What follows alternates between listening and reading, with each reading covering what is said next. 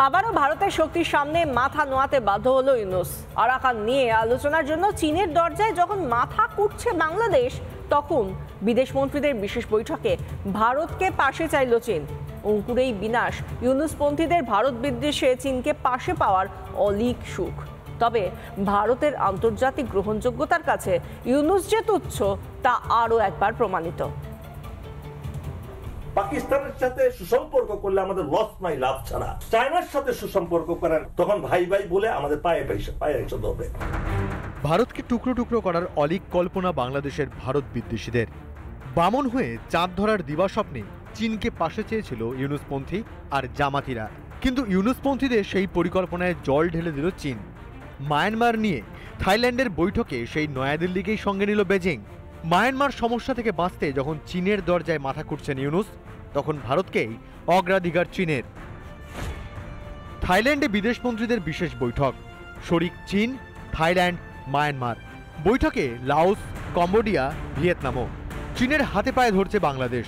Myanmar নিয়ে আলোচনার কাতর আবেদন বাংলাদেশের, চীনকে মধ্যস্থতার আবেদন বাংলাদেশের। থাইল্যান্ড রওনা ইউনূসের বিদেশ নীতি উপদেষ্টার। চীনের মন পেতে তড়িঘড়ি থাইল্যান্ড যাত্রা। বাংলাদেশকে পাত্তাই দিচ্ছে না চীন। মায়ানমার ইস্যুতে ভারতকে পাশে চায় চীন।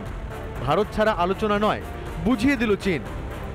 যদিও বৈঠকে ভারত অংশ নেবে কিনা তা এখনো অনিশ্চিত, তবে ভারতের আন্তর্জাতিক গ্রহণযোগ্যতার কাছে ইউনূস যে তুচ্ছ তা আরও একবার প্রমাণ হয়ে গেল। এখন ইউনূস যদি ভেবে থাকে যে চীন থেকে বা পাকিস্তান থেকে বা অন্য কোথাও থেকে কিছু অস্ত্রশস্ত্র আসবে আর ভারতের সঙ্গে তারা রণক্ষেত্রে যাবে, যুদ্ধংদেহী মনোভাব নিয়ে মূর্খের স্বর্গে বাস করছে। এর আগে বাংলাদেশের মতামত সম্পূর্ণ অগ্রাহ্য করে জুন্টা সরকার ও আরাকান আর্মির সঙ্গে বৈঠক করেছে চীন। বাংলাদেশ নিয়ে একটি শব্দও উচ্চারণ করা হয়নি সেখানে। যদিও মূর্খ ইউনূসপন্থীরা নিজের নাক কেটে হলেও ভারত বিরোধী জিগির তুলতে ব্যস্ত। রিপাবলিক বাংলা। যে কোনো মুহূর্তে আরাকান আর্মির দখলে যাবে মায়ানমারের আন ও গা শহর। গতকাল এই খবর দেখিয়েছিল রিপাবলিক বাংলা। 24 ঘন্টার মধ্যে সেটাই সত্যি হলো। আন শহর দখল করে নিল দুর্ধর্ষ আরাকানরা। অন্যদিকে কাচিনের বান্দার শহরও কাচিন ইন্ডিপেন্ডেন্স আর্মির হাতছাড়া হতে পারে জুন্টা সরকারের। মায়ানমারে যত দ্রুত পরিস্থিতি বদলে যাচ্ছে, ততই চাপে বাংলাদেশের প্রধান উপদেষ্টা মোহাম্মদ ইউনূস।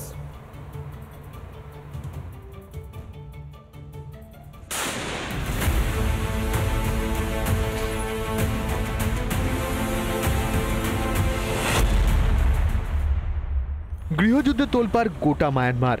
এক এক করে গুরুত্বপূর্ণ এলাকা হাতছাড়া হচ্ছে জুন্টা সরকারের। কোথাও আরাকান আর্মি তো কোথাও কাচিন ইন্ডিপেন্ডেন্স আর্মি। দিকে দিকে বিদ্রোহের দাপাদাপি। মঙ্গলবার তাওঙ্গুক দখলে যায় আরাকানের। 24 ঘন্টার মধ্যেই আন শহরও দখল নিল আরাকান আর্মি। রাখাইন প্রদেশের 13টি শহর এখন আরাকান আর্মির নিয়ন্ত্রণে। যে কোনো মুহূর্তে পতন ঘটবে গা শহরেরও। কৌশলগত দিক দিয়ে আরও দুর্বল জুন্টা সরকারের নিয়ন্ত্রণ। কম যায় না আরাকান আর্মির জোটসঙ্গী কাচিন ইন্ডিপেন্ডেন্স আর্মিও।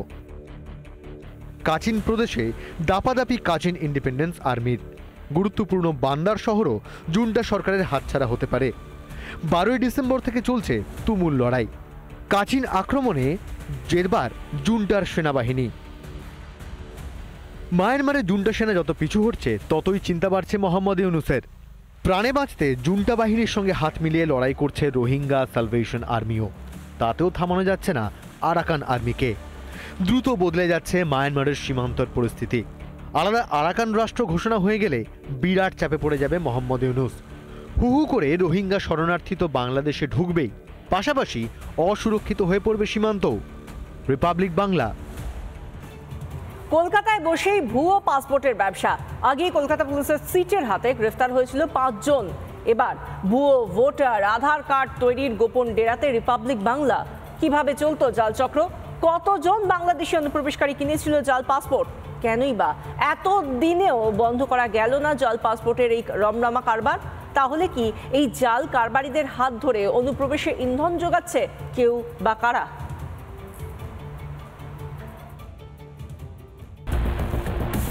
নকল পাসপোর্ট তৈরির অভিযোগে আগে গ্রেপ্তার হয়েছিল পোস্ট অফিসের অস্থায়ী কর্মী দীপঙ্কর দাস ও তার সহযোগী সমরেশ বিশ্বাস।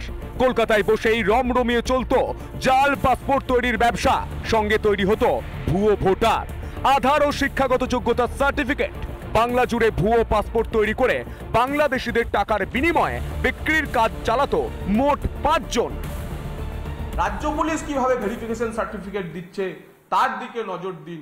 এ রাজ্যের কোনো পাসপোর্ট সেবা কেন্দ্র থেকে যদি ভুয়ো পাসপোর্ট বেরোয় তার পূর্ণ দায়িত্ব রাজ্য সরকারের, রাজ্য পুলিশের, কলকাতা পুলিশের। কারণ পুলিশ ভেরিফিকেশন ছাড়া কোনো নাগরিকের বৈধ পাসপোর্ট ভারত সরকার বা বিদেশ মন্ত্রক ইস্যু করে না।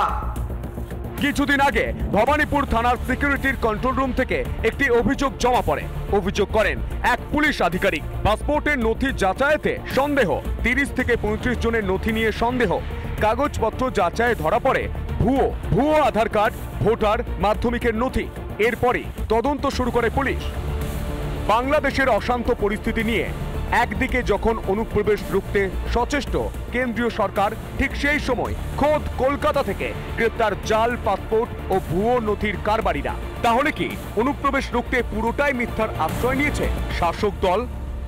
পাসপোর্টের চক্র আটকাবার জন্য কেন্দ্র রাজ্য সরকার যৌথ উদ্যোগ নেওয়া প্রয়োজন। ইতিমধ্যে সীমান্ত এলাকা থেকে প্রায়শই ধরা পড়ছে অনুপ্রবেশকারীরা। ভুয়ো পাসপোর্ট নিয়ে কলকাতা থেকে ধরা পড়েছে সেলিম মাতব্বরের মতো ব্যক্তি। দেশ বিরোধী ক্রিয়াকর্ম পশ্চিমবাংলায় হয়, বোম বন্দুকের কারখানা, দেশের বিরুদ্ধে চক্রান্তের এখানে হচ্ছে দৌড়। বাকি ভারতবর্ষে কোথাও করার হিম্মত নাই। মানে যেটা চিন্তার বিষয়, ওপার বাংলায় যে চলছে, এপার বাংলাও সেই দিকে এগোচ্ছে। আমাদের মতো হিন্দুরা যারা এই ভারতবর্ষকে থাকার জন্য শ্যামাপ্রসাদ যে আধা বাংলাকে দিয়েছিলেন, সেটা আজকে বিপন্ন হয়ে যাচ্ছে। নাকি কলকাতার মেয়রের দাওয়াতে ইসলামের হাত ধরেই এ বাংলায় বাসা বাঁধছে ভিন দেশের নাগরিক? সৈকত পালের রিপোর্ট, রিপাবলিক বাংলা। নানা ধরনের কন্টেন্ট দেখার জন্য লাইক করুন, শেয়ার করুন আমাদের ফেসবুক পেজ, সাবস্ক্রাইব করুন আমাদের ইউটিউব চ্যানেল। পাশাপাশি অন্যান্য ব্রেকিং নিউজের জন্য অবশ্যই চোখ রাখুন রিপাবলিক বাংলায়।